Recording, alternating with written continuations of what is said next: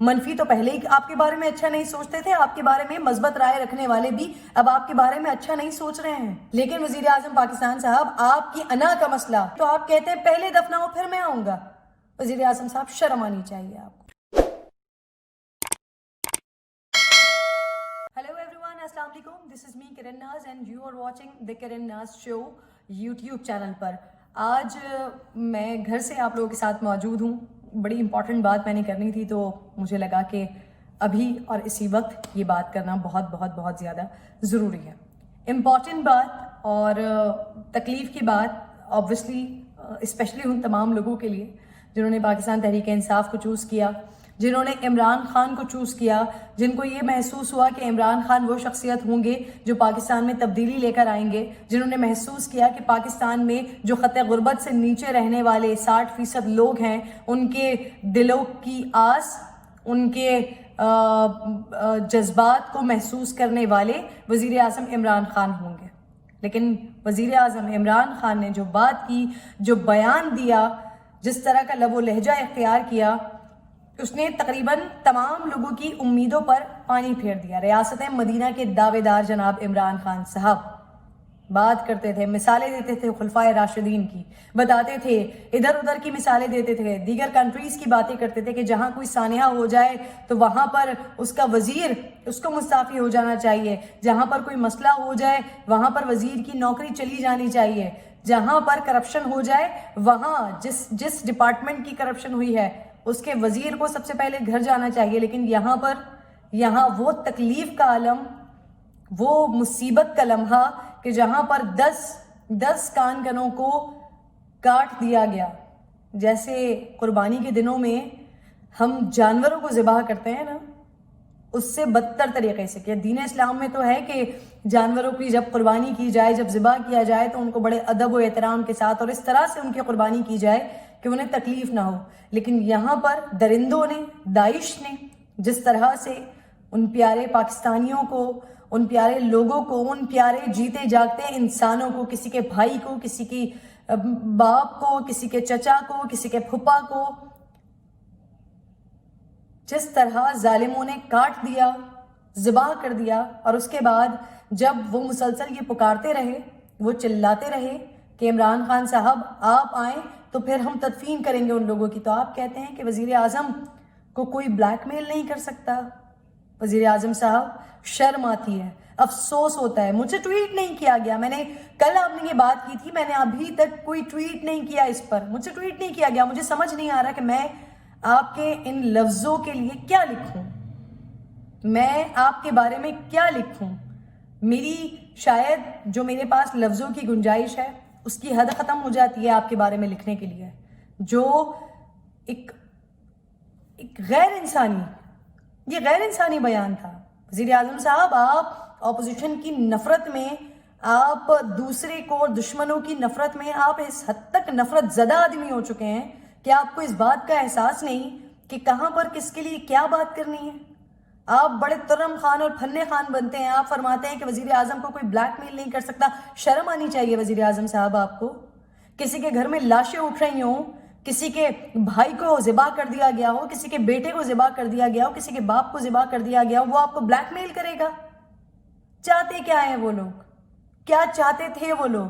وہ صرف یہ چاہتے تھے کہ پچھلے 20 سالوں سے ہزارہ برادری ہر مہینے اپنے کبھی پیاروں کو، کبھی 100، کبھی 10، کبھی 50، کبھی 200 پیاروں کی لاشوں کو لے کر دفنا رہے ہوتے ہیں۔ ان کے گھروں میں مرد ختم ہو گئے ہیں، ان کے پاس دفنانے کے لیے، کاندھے دینے کے لیے مرد نہیں ہے۔ تو وہ چاہتے تھے کہ جو اسٹیٹ کا سب سے بڑا، جس کے پاس عہدہ ہے، پاکستان کا سب سے بڑا عہدہ جس کے پاس ہے، وہ آئے، وہ ایشور کرائے کہ اب اس طرح کا کوئی واقعہ نہیں ہوگا، وہ ان کی داد رسی کرے اور اس کے بعد وہ دفنا دیں۔ آپ کہتے ہیں یہ بلیک میلنگ ہے؟ وزیر اعظم صاحب شرم آنی چاہیے آپ کو۔ آپ سے اس طرح کا غیر انسانی قسم کا کوئی اسٹیٹمنٹ توقع نہیں کر رہی تھی یہ پاکستانی عوام۔ پچھلے جتنے بھی واقعات ہوئے ہیں، جتنے بھی سانحات پاکستان میں ہوئے ہیں، جہاں جہاں آپ نہیں پہنچے ہیں، یا جہاں جہاں یہ نظر آیا کہ آپ 4 5 مہینے بعد آپ ان کے پیاروں کو اپنے پاس بلا کر آپ ان کو 10-10 کروڑ کے یا 5-5 کروڑ کے چیک پکڑانے کی کوشش کرتے ہیں, گویا ان کی ذات پر احسان عظیم کرنے کی کوشش کرتے ہیں. وہاں یہ سوچا کہ چلیں ٹھیک ہے, ہوں گے وزیر اعظم صاحب کے کچھ ایشوز, یا وزیر اعظم صاحب مصروف ہوں گے, یا وزیر اعظم صاحب کے دل میں ہوگا لیکن وہ آ نہیں پا رہے ہوں گے. مختلف لوگ جو آپ کے بارے میں مثبت سوچتے ہوں گے انہوں نے مثبت سوچا ہوگا, جو آپ کے بارے میں منفی سوچتے ہوں گے انہوں نے منفی سوچا ہوگا. لیکن یہاں پر آپ نے اپنی زبان سے اقرار کر کے اور اتنی گری ہوئی بات کر کے آپ نے اپنے بارے میں مثبت سوچنے والوں اور آپ نے اپنے بارے میں منفی سوچنے والوں دونوں کو ایک ہی ڈگر پر کھڑا کر دیا ہے. دونوں آپ کے بارے میں اچھا نہیں سوچ رہے. منفی تو پہلے ہی آپ کے بارے میں اچھا نہیں سوچتے تھے, آپ کے بارے میں مثبت رائے رکھنے والے بھی اب آپ کے بارے میں اچھا نہیں سوچ رہے ہیں. آپ جتنے بھی صادق ہو جائیں, جتنے بھی امین ہو جائیں, لیکن آپ ہیں تو بڑے بڑے سخت دل آدمی. آپ نے اپنی انا کا مسئلہ بنایا اس بات کو. اگر کسی کا پیارا مر گیا ہے, کسی کے پیارے کو کاٹ دیا گیا ہے, کسی کے پیارے کو ذبح کر دیا گیا ہے, اور اگر اس کی ذرا سی یہ خواہش ہے کہ ملک کا سب سے بڑا عہدہ, ملک کا سپریم لیڈر, ملک کا وزیر اعظم ان کے پاس آئے, ان کی داد رسی کرے, ان کے غموں کو غلط کرنے کی کوشش کرے, ان کو یہ سیکیورٹی دے, ان کو یہ یقین دہانی کروائے کہ اب وہ سیکیور ہوں گے. جتنے اس دنیا سے چلے گئے, جنہیں کاٹ دیا گیا, جنہیں بم بلاسٹ کا شکار کر دیا گیا, جن کے چیتھڑے اڑا دیے گئے, اب مزید کسی کے ساتھ کچھ نہیں ہوگا. لیکن وزیر اعظم پاکستان صاحب, آپ کی انا کا مسئلہ, اگر وہ کہتے ہیں کہ پہلے آپ آئیں پھر ہم دفنائیں گے, تو آپ کہتے ہیں پہلے دفناؤ پھر میں آؤں گا. وزیر اعظم صاحب شرم آنی چاہیے آپ کو. جیسنڈا آرڈرن جب وہ مسئلہ ہوا تھا نیوزی لینڈ میں, تو آپ ہی تھے نا, بڑی تعریفیں کر رہے تھے جیسنڈا آرڈرن کی. کیا ان کو بلیک میل کیا گیا تھا؟